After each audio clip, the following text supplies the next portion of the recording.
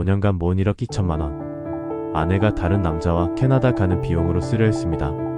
그리고 그 남자가 제 집에 찾아와 말했습니다. 형, 재산분할 빨리 정리하면 좋겠는데요. 제 이름은 김태준, 35세입니다. 5년 전 저는 대학 후배였던 지은이와 결혼했습니다. 신혼집은 월세 50만 원짜리 원룸. 저는 지은이에게 약속했죠. 5년 안에 돈 모아서 전세 계약하자. 내가 열심히 벌게. 저는 결혼과 동시에 2개 직장을 뛰었습니다. 낮엔 회사를 다니고 밤과 주말엔 대리운전을 했죠. 그래도 힘들지 않았습니다. 외식도 취미도 친구 만남도 모두 포기하고 한 달에 200만 원씩 저축을 했습니다. 그렇게 5년간 모은 돈이 1억 2천만 원이 됐습니다. 그런데 반년 전부터 이상한 조짐들이 보였습니다. 아내의 퇴근 시간이 점점 늦어졌고 휴대폰을 볼 때마다 숨기더군요. 그리고 갑자기 새 화장품, 새 옷이 늘어났습니다. 제가 사준 적 없는 것들이었죠. 여보, 요즘 야근 많이 하네? 오빠 일이나 해내 일은 신경 끄고. 뭔가 잘못됐다는 느낌이 들었습니다. 그날도 대리운전을 마치고 집으로 가는 길, 우리 집 앞 골목에 낯선 외제차가 서 있었습니다. 그 안에는 아내가 있었고 운전석에 남자와 한참을 포옹하더니 볼에 입맞춤까지 하는 겁니다. 심장이 멎는 줄 알았습니다. 5년간 저는 뭘 위해 열심히 살아왔던 걸까요? 그날 밤 아내가 샤워하는 사이 저는 아내의 휴대폰을 열었습니다. 그곳엔 믿을 수 없는 대화들이 있었습니다. 민우야, 오늘도 너무 즐거웠어. 우리 남편 야간 대리 나가서 우리 시간 많아. 다음 주 부산 가자. 오빠는 주말에도 대리운전 간다고 함. 민우, 저도 알고 있는 아내 대학 동기였습니다. 그리고 더 끔찍한 걸 발견했습니다. 호텔 침대에서 찍은 셀카, 고급 레스토랑 사진들, 여행지 사진들.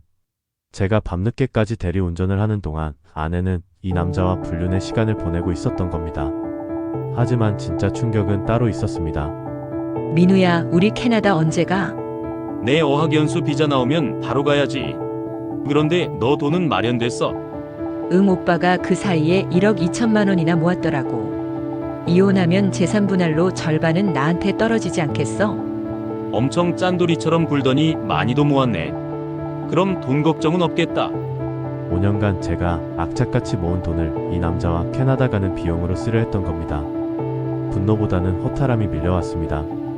다음날 저녁, 저는 일부러 대리운전을 쉬었습니다. 그리고 아내를 기다렸죠. 밤 10시 아내가 들어왔습니다. 오빠, 오늘 대리 안 나갔어? 저는 침착하게 말했습니다. 지은아, 앉아봐. 할 얘기가 있어. 저는 테이블 위로 서류를 던졌습니다. 그건 프린트한 카톡 대화들이었습니다. 다 봤어. 민우랑 만난 거, 호텔 간 것, 부산 여행, 그리고 내가 5년간 모은 돈으로 그 남자랑 캐나다 가려던 것까지. 아내는 오히려 당당하더군요. 다 봤다면 더 할 얘기 없겠네. 5년이야. 5년 동안 주말도 없이 대리운전했어. 술 취한 사람들한테 욕먹고 토 치우고 그래도 참았어. 우리 미래를 위해서. 그런데 너는 뭐 했어? 구질구질하게 옛날 얘기 하지 말고. 그래서 뭐 어떻게 하자고. 안 그래도 이제 오빠한테 얘기하려던 참이었어. 그때 초인종이 울렸습니다. 화면엔 민우가 서 있었습니다. 형, 저 민우예요. 잠깐 들어가도 될까요? 집에 들어온 민우는 어색하지만 당당했습니다. 형, 오랜만이네요. 잘 지내셨죠? 형도 알고 계시죠? 저랑 지은이 만나고 있다는 거. 그래서 뭐? 무슨 얘기를 하러 왔어? 솔직하게 말씀드리는 게 나을 것 같아서요. 저랑 지은이 다음 달에 캐나다로 갈 겁니다. 이혼 절차는 형이 알아서 하실 거고 재산 분할은 법대로 하면 될 것 같은데 저희 입장에선 빨리 정리됐으면 좋겠어서요. 저는 천천히 일어났습니다. 그리고 서재로 들어가 서류 봉투를 가져왔죠. 지은아, 이거 받아. 그 안엔 이혼 합의서가 들어있었습니다. 이미 변호사랑 상담 끝났어. 재산 분할 한 푼도 안 줘. 이 돈은 대리운전 수입으로만 모은 거야. 별도 통장으로 관리했고 너는 단 한 푼도 기여하지 않았어. 게다가 넌 외도로 인한 유책 배우자니까 재산 분할 청구가 안 돼. 외도 증거 전부 확보했어. 카톡, 사진, 호텔 카드 사용 내역까지. 잠깐만요. 그럼 지은이는 아무것도 못 받는다는 거예요? 당연하지.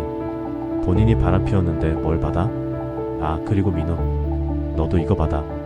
제가 꺼낸 건 손해배상 청구서였습니다. 부정행위로 인한 혼인파탄 책임을 물어 위자료 3천만 원을 청구한다는 내용이야.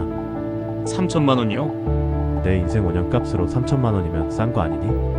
참 캐나다 가려면 돈 많이 필요할 텐데 이거 갚고 나면 뭐가 남을지 궁금하네. 어떻게 이럴 수 있어? 나도 기여한 게 있잖아. 그 말도 안 되는 얘기였습니다. 지은아, 내가 민우 만날 때 난 대리운전했어. 내가 부산 놀러가 있을 때 난 주말 근무했고 내가 호텔에서 즐길 때 난 새벽 4시까지 일했어. 근데 넌 내가 번 돈으로 다른 남자랑 이민 가려 했잖아. 그게 사람이 할 짓이야. 나가. 둘 다. 다시는 내 앞에 나타나지 마. 민우는 황급히 나갔고 아내는 울면서 짐을 쌌습니다.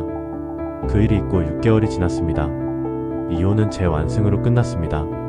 재산분할 영원 위자료 3천만 원 받았죠. 그리고 제가 모은 1억 2천만 원에 위자료 3천만 원을 더해 전세 계약을 했습니다. 제 이름으로만 된 제 집입니다. 그리고 들었습니다. 지은이와 민우는 결국 헤어졌다고 하더군요. 5년을 잃었지만 전 소중한 걸 배웠습니다. 헌신은 아름답지만 그 헌신을 받을 자격이 없는 사람에겐 아무런 가치가 없다는 걸요. 여러분도 혹시 잘못된 사람에게 헌신하고 계신 건 아닌가요? 당신의 이야기를 댓글로 들려주세요. 이 이야기가 누군가에게 용기가 됐다면 구독과 좋아요로 응원해주세요.